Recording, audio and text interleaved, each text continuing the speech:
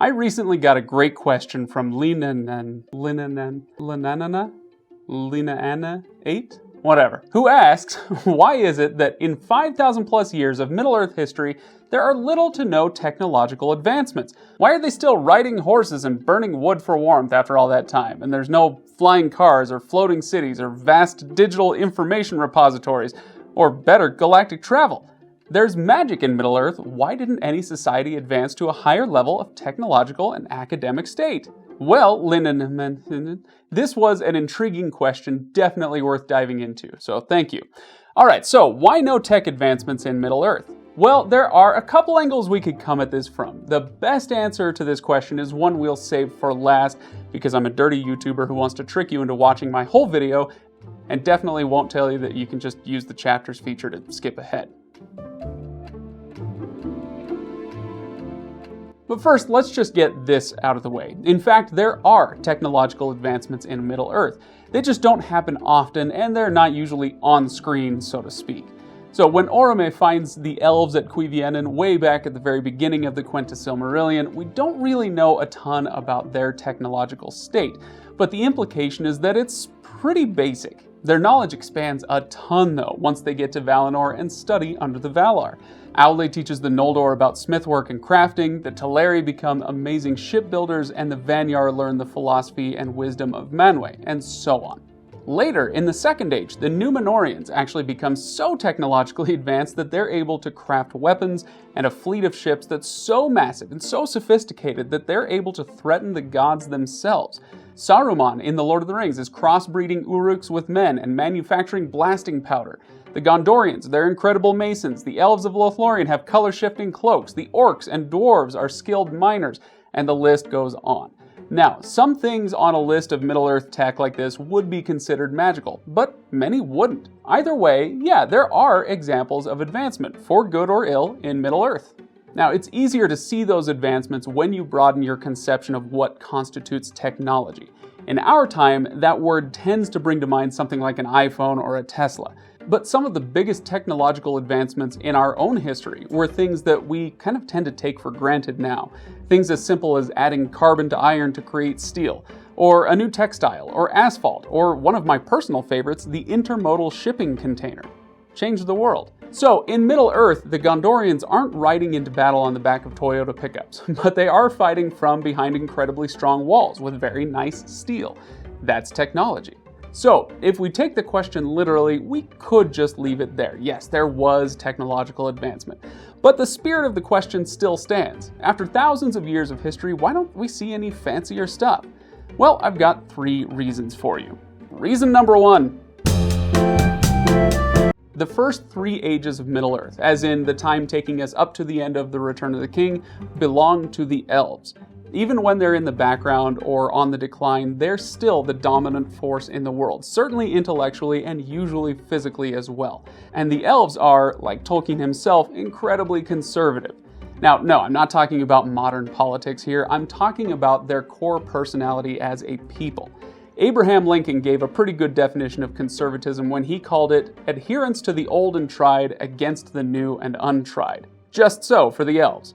Now, because of their immortality, the elves, they just don't like change. The best symbol of this is the 3 elven rings of power, the only rings of power that Sauron didn't help Celebrimbor make, so they're purely elven. The Silmarillion tells us that the power of the 3 elven rings was to heal and to preserve. Change, not exactly a high priority for the elves. Reason number 2. As a general rule, innovation is hampered by societal upheaval. And the First Age, as chronicled in the Silmarillion, is a record of hundreds and hundreds of years of horrendous, massive wars, upheaval if you will. The elves and the forces of Morgoth spent thousands of years killing each other in droves. And when that's the case, you may come up with some new weapons here and there, something like that, but most of your energy is spent staying alive, not inventing the next great method of entertainment or transportation or medicine or logistics or whatever. Now, I'll admit, this point is a little bit controversial because it's often fashionable to say that war breeds invention. And that's certainly true to an extent. You can certainly point to individual innovations or inventions that came from or were heavily influenced by war efforts. Rocketry and nuclear fission would be good examples. But while those examples do exist, they're exceptions to the rule. And the rule is this. For almost all of mankind's history, most people lived lives of grinding poverty punctuated by frequent and often horrific death and violence. Now, when you're struggling just to stay alive, it's not exactly a great environment for innovation and invention. And that gets us to our last point. Reason number 3. This point is a simple one, but it's one that's easy to lose sight of. You remember that line from the beginning of the Fellowship of the Ring movie where Bilbo says of the Shire that change comes slowly, if it comes at all. Well, we can apply that line to humanity generally for most of our real history. The last several hundred years have been absolutely bonkers in terms of technological and economic progress. Now, hang with me here for a second. Let's take, for example, our understanding of biology. Homo sapiens have been around for about 250,000 years, give or take. And as recently as 500 years ago, we had a recipe for how to create mice. By the way, in case you're wondering, the recipe is you just put a sweaty shirt in a jar with some wheat grains and poof, voila, you've got mice. Fun. We go from that to Darwin's theory of evolution within about 300 years. And 100 years after that, we have a polio vaccine. And about 60 years after that, we're working on mRNA vaccines and gene editing. Point being, our pace of advancement the last couple hundred years has been amazing and intense. And from where we're sitting right now, it's easy to forget that in our 250,000 year history, about 240,000 of those years were spent wandering and foraging for food.